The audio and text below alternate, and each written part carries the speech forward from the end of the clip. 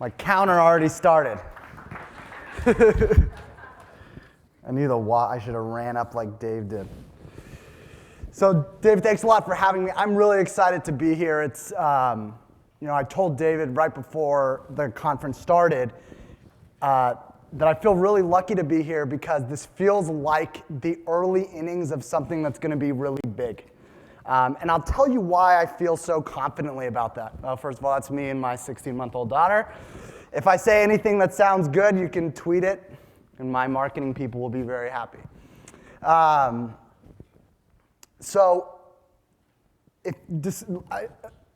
a history about Discover.org, from an SDR perspective, first of all, Discover.org is a sales intelligence tool. We profile buyers and companies, technographics, and buying intent data. Today, we have 37 SDRs, 15 CDRs, which, has anyone heard of a CDR yet? Good, I'll tell you all about that. 40 AEs, 50 CSMs, and $121 million in revenue. In December of 2015, we had 3 SDRs, no CDRs, 8 AEs, 15 CSMs, and $60 million in revenue. And if you pulled SDRs out of the Discover.org world today, we would stop growing full stop. That would be it. And so the affinity that I have towards the SDR function is that in 2015, we were at a point where marketing automation stopped working as a mechanism to help us grow the business. So pre-2015, I could download 100,000 names, just shoot them all an email through Marketo, and for every 1,000 names I put in the engine, I'd get an appointment out of it. And at some point in 2015, spam traps and the antivirus software got smart, and they figured out how to keep this from happening. And so we're at a point where we had done nothing besides send emails to generate appointments, and we were faced with this moment, sort of this crisis, of how do we continue to grow if the mechanism that we use to grow pipeline is dead? And we turned to the SDR function to do that. So in 2015, it was Vonage phones and Vonage modems, and then I'll walk you through sort of the journey to how we got to where we are today, and the tools we use, and how from my office all the way down to an SDR, we've sort of coached the organization to be champions around the SDR role being strategic, because it absolutely is in our organization. This is probably one of the coolest things about the SDR function period. It's science. So here's you probably last time you thought about the scientific method, you were in high school or junior high school. So I Googled this, but the concept is, right, you start with the question, you have a hypothesis, so you're making an educated guess at the answer to that question. You experiment, you look at data, you analyze, and then you report. And the SDR function at Discover.org mirrors this completely. We start with some sort of hypothesis that we say, if the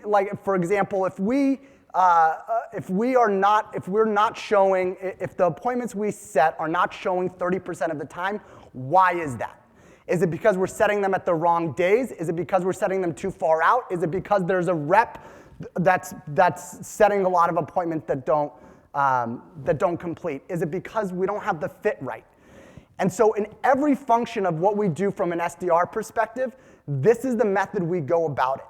And so even though sales people will tell you sales is 50% art and 50% science, in the SDR function, I think it's really more like 75% science and 25% art. And if you get the science right, you get the processes right, you get the systems right, you're diagnosing constantly and experimenting and changing and looking at the data and analyzing, that's where you get real leverage out of the function.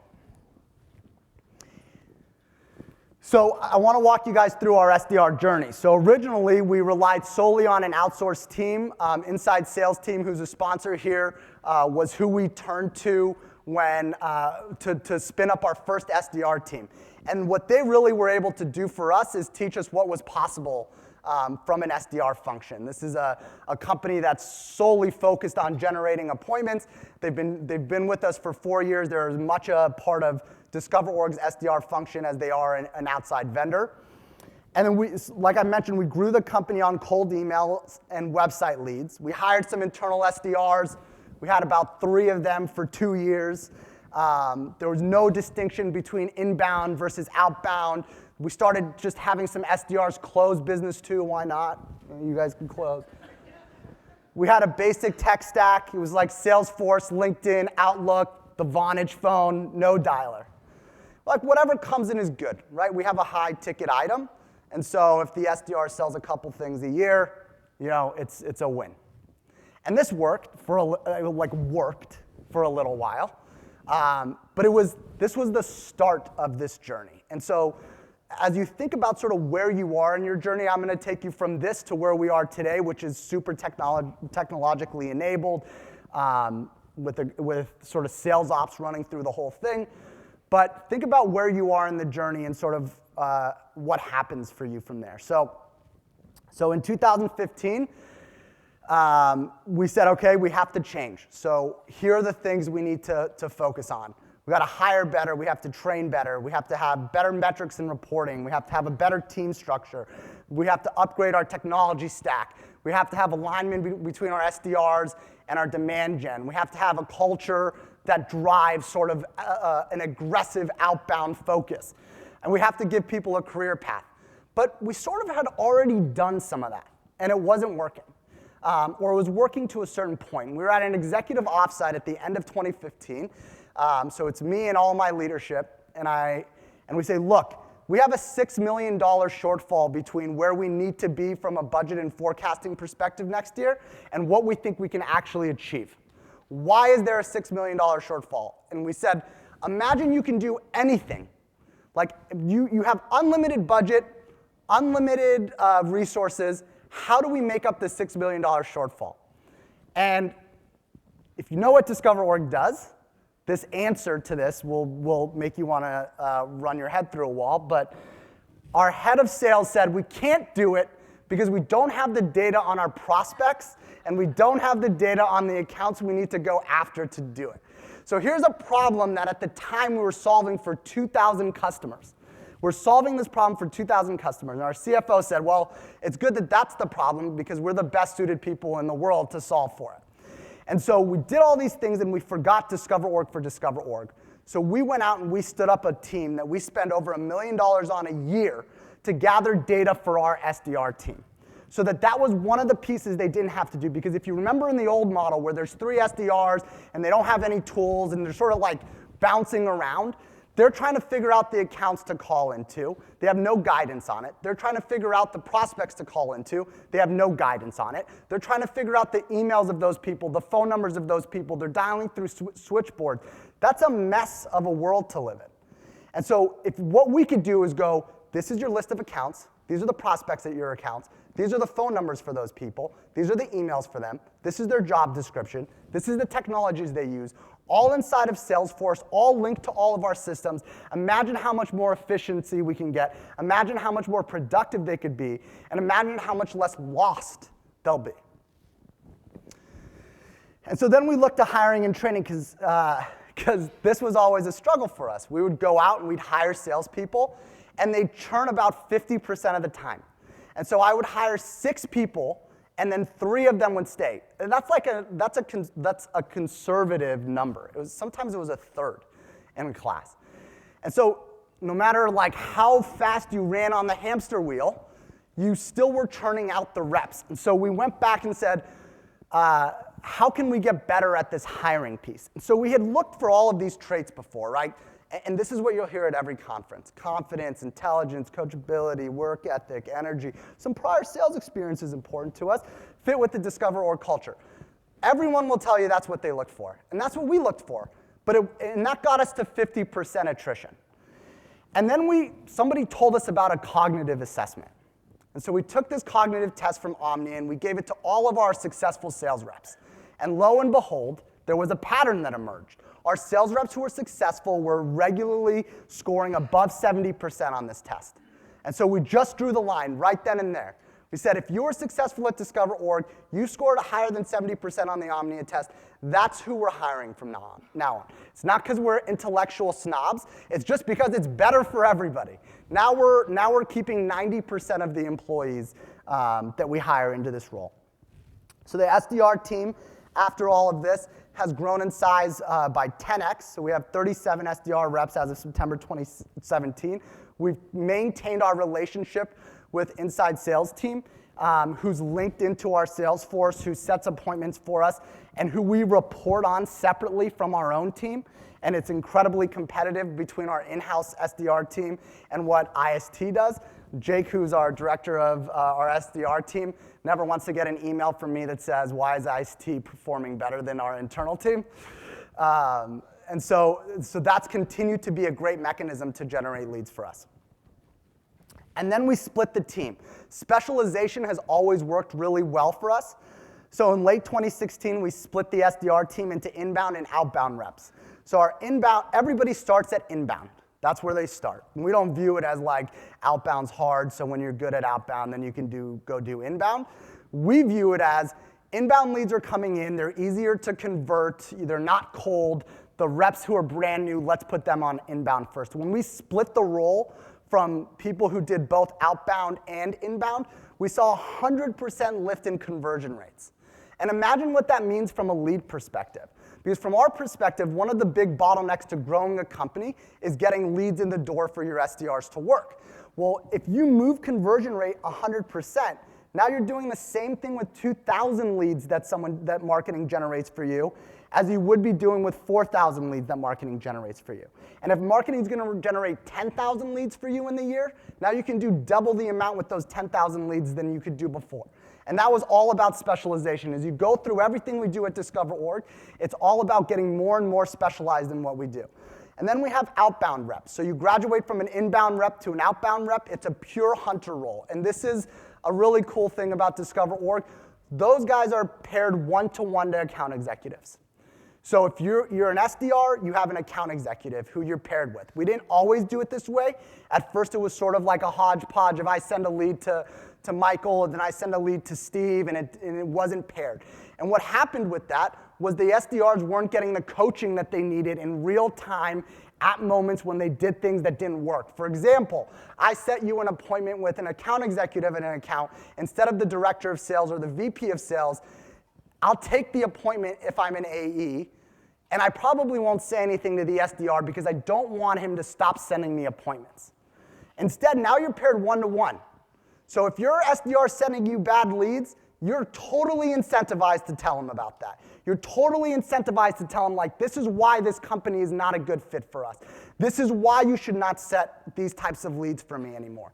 You guys live and die together. And so our outbound SDRs average 1,000 demos set per quarter, and by rep, 20 completes per rep per month. And this is an exciting thing for everybody in this audience. In 2017, we realized, you know what? This works. This SDR model works. And so if it works over here, where else can it work? And could it work in customer success? And so I had an afternoon where I was walking through the office, and I walked into one of our top customer success managers' offices, and she wasn't doing anything. And I thought to myself, like, I have this high-priced, well-trained resource who has nothing on her calendar today. And why is that? Well, you know, I'm training, I'm responding to customers, I'm doing renewals, I have 2 big renewals this month. How do you expect me to get new things on my calendar? It's like, I don't expect you to do it. I'm going to do it for you from now on. And so we hired these CDRs who play the same role as the SDRs, but they do it against our client base. And they're teamed more like 1 to 2 or 1 to 3 to their CSMs. Their job is to call into accounts, to generate appointments for their CSMs, to find ROI testimonials. Tell me where Discover Org is working. Tell me where you've hit a home run. Tell me when you've put $1 million in the pipeline. And then to report that back to the CSM so that they could have their quarterly business calls with their points of contacts at the account so that their calendar is full every single day so that we're getting as much out of those resources as possible. And we're doing that by just putting the SDR role over into customer success. So why is this an exciting time to be in this room? because this is a role that's going to find its way throughout the organization. It's going to find its way into every revenue-generating piece of the organization, and it's doing that at Discover.org. We teach our reps how to fit rate accounts. What's a great fit? What's a bad fit? This is like golf, so 1 is great and 5 is bad. But this is what they look, and we teach our rep. This is what, Ilya, don't take a picture. Ilya is one of our competitors.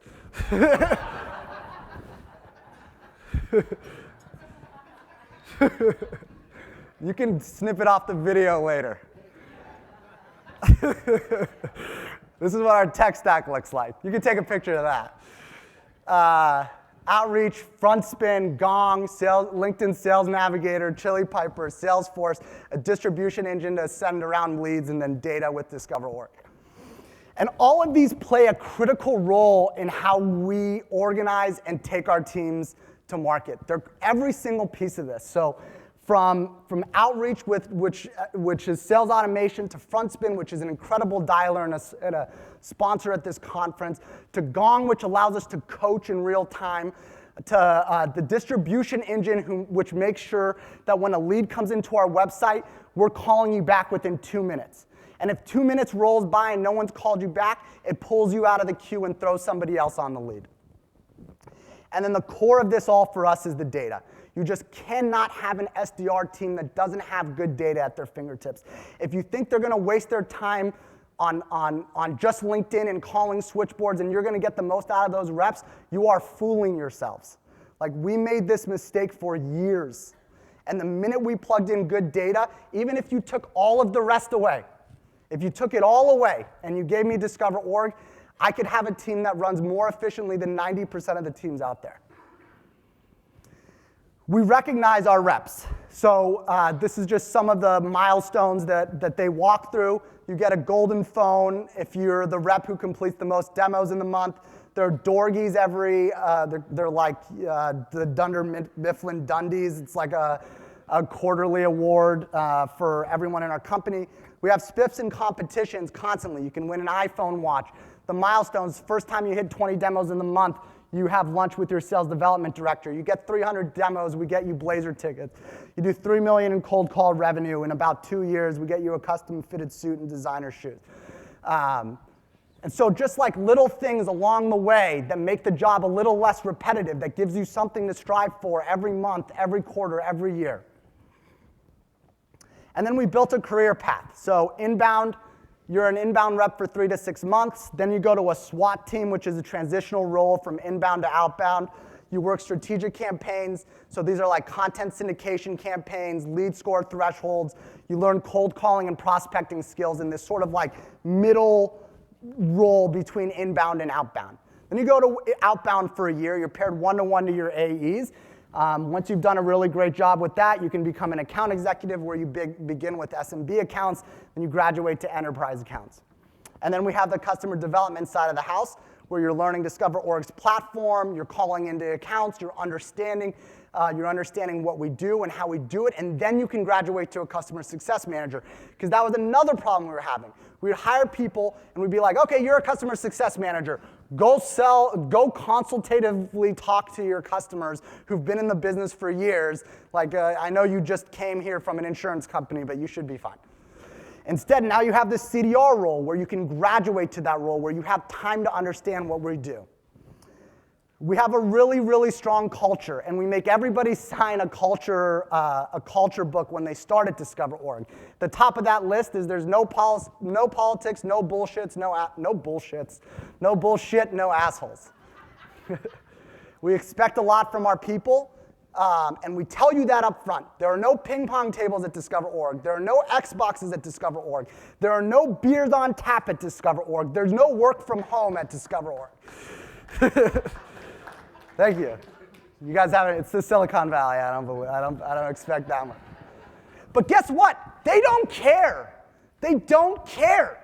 They want to win. They want to feel successful. They want to feel like they're adding something to the company. Everything else is just a distraction. And we just tell them that up front, right away. If this is what you want, go to Puppet Labs in Portland, because we're not going to do it. And if you're okay with that, great. If you're not, that's great too. Don't come and be disappointed. And we change a lot. This was a thing that would get in the way of our reps. They'd be like, oh, every day you're changing the way you're doing things. Yeah, we're going to change a lot. It's in our culture book. That's just what's going to happen. We're not perfect yet, and we're going to make a bunch of mistakes on the way. But we're going to keep on trying new things, and you should be prepared to deal with that. We get 1% better every day. This is a stupid quote. I'm sure you guys have all heard it, but I'm going to walk you through what I mean by it. So we may not be there yet, but we're going to be a little bit closer every day. Finance is a major partner in making us successful. This is from the left to right, an FP&A analyst, our VP of FP&A, and our CFO. Every Monday, they send a dashboard out to everybody in leadership and everybody within the SDR team and the sales leadership about what happened in the last week. You can take a picture of that, Ilya, something to strive towards. Oh, come on, you guys are in sales, really? Competition is a bad thing all of a sudden? Gosh. So these are all the channels, all the demos we create. If you have a strong, we look at it week over week over week, and we make sure that we don't fall off. And then so on the inbound side, we're looking at inbound lead distribution, demos booked, demos completed, and our response time. On the outbound side of the business, we look at call activity, demos booked, demos completed, completion rate, pipeline created, dollars won, and ASP of outbound leads. Here's what happens when something bad happens in the report. Everybody gets an email like this from me. We're a $120 million company, and every week I read this report. And if something pops out at me that's going wrong, Jake knows, Steve knows, Dave knows, Katie, our Chief Growth Officer, knows. I'm going to ask questions about it. And I'm going to expect that we have an answer, and I'm going to expect that we fix it. The stats on this team didn't get better last week. This is going to really hurt us in Q4 if we don't get our arms around it ASAP. I'll email something more complete in the morning. Chris Hayes, our head of sales operation, responds. Below are some key takeaways from the this is in the morning. Dan, Katie, should we be concerned with this? The created outbound demos was the highest, but we're still 1,500 budgets. Is it a headcount thing, or is it a number of demos thing? Now, this was Labor Day week. I didn't realize. There was one day. Wasted all his time. This is what it looks like when I communicate with Jake or anybody on the team. How are we managing the Philly reps? If the Philly reps look like they're not performing at the same level of our Vancouver reps, let's be really deliberate about making sure that we're doing the things to make them successful. And this is when it can get better. This is not when there's a bad thing, right? It's when there's a pretty neutral thing, and we're trying to figure out how to get it better. So this was a report that our FP&A person put together because I was concerned about the abandon rate on our demos. And so I said, let's go look, is it a rep? Is it a rep that has a really high abandon rate? Or is there something else? Is it a delay between the number of days that we set the abandon rate, we set the appointment for? And so you can see if we set the demo 5 days out, 39% don't show up. And we can make adjustments. And this is when it's good. We just had our best week ever. And this is when it's good. You have to be paranoid when it's good, because I want to make sure that it's repeatable. I want to make sure that it's not a fluke. I want to make sure that if there's something that we did last week that made it the best week ever, that we keep on doing it. And so they're going to get things like this from the top down all the time. Here's why I really love the SDR role. It's because it creates new career trajectories for people. Carolyn Murray on the left, I had to fight to come work at Discover.org because she had a receptionist position lined up in Portland. She's now one of our most successful account executives. Brian Vital, who's with IST, is now the VP of growth there. He was in coffee sales before he was an SDR. Steve Brierton, who was our VP of sales, was a golf caddy before he was an SDR at Discover.org. And Patrick Purvis, who's the chief revenue officer of our company, was a poker pro before he came and started as an SDR at Discover.org. And when you pull it all back, you pull away the email automation, you pull away the dialer, you pull away Gong and Discover.org and all of these tools we make and give our reps to be successful, it all started with the Vonage phone. And it's still the core of what we do. So we can add a bunch of really cool stuff, and we can make it really automated, and we can train our reps. But at the end of the day, it starts with the phone, and they got to pick it up. I'm Henry Schuck. Thank you.